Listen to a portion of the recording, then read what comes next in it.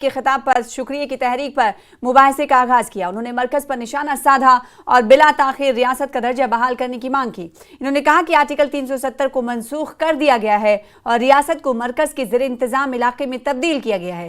یہ سب جموں کشمیر کے عوام کو اعتماد میں لیے بغیر کیا گیا۔ مبارک گل نے کہا کہ ہم ریاست کا درجہ بحال کرنے کے لیے بھیک نہیں مانگ رہے ہیں، یہ ہمارا حق ہے۔ انہوں نے وزیر اعظم نریندر مودی سے زور دے کر کہا کہ وہ جموں کشمیر اور لداخ کے لوگوں کو بلائیں اور ریاست کا درجہ بحال کریں۔ مبارک گل نے کہا کہ مرکز کو یہ سمجھنا چاہیے کہ جموں کشمیر کے عوام ریاست کے درجے کی بحالی چاہتے ہیں، مرکز کو ہماری آواز ضرور سننی ہوگی۔ مبارک گل نے واضح کیا کہ عمر حکومت عوام سے کیا سبھی وعدہ نبھائے گی۔ 5 برسوں کے لیے عوام نے عمر حکومت کو مینڈیٹ دیا ہے۔ مبارک گل نے کہا کہ یومیہ مزدوروں کو مستقل کیا جائے گا، دربار منہ بھی بحال کیا جائے گا۔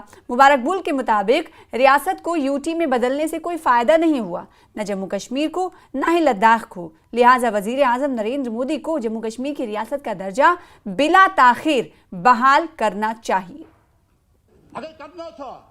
اگر ان کو کرنا تھا، اپنی حکومت بنانی تھی، اسمبلی ممبر یہاں ریزولوشن پاس کرتے، ہمارے ریاست کو 2 حصوں میں تقسیم کرو، ہمارے ریاست کے حقوق کو ختم کرو، کوئی گلا نہیں تھا۔ اگر یہاں اسپیکر صاحب کے ساتھ یا ان کی گورنمنٹ یہ ریزولوشن کرتی کہ ہماری یہ یوٹی بنائے، لیکن افسوس کی بات ہے کہ جس طرف سے کیا گیا، راتوں رات ایک شخص کو ایک مینڈیٹ دیا گیا کہ پارلیمنٹ میں یہ فیصلہ لیا گیا، یہاں کے لوگ کو پوچھا نہیں گیا۔ اگر یہاں کے لوگ کو پوچھتے کہ ہمیں یہ منظور ہے یا نہیں منظور ہے، لیکن یہ ون سائیڈڈ فیصلہ کیا گیا ہے۔ ہم نے مینڈیٹ مانگا ہے 5 سال کا، اور یہ ہمیں کہتے ہیں کہ آپ نے کیا کیا۔ ابھی جو مینڈیٹ ریاست جموں کشمیر کا ملا، یہ لوگوں کا اعتماد میرے 5 سال کے لیے ہے۔ میں ان کو کہوں گا جیسے کہ وہ واچ کرے، وہ دیکھے، ہماری پرفارمنس کو دیکھے۔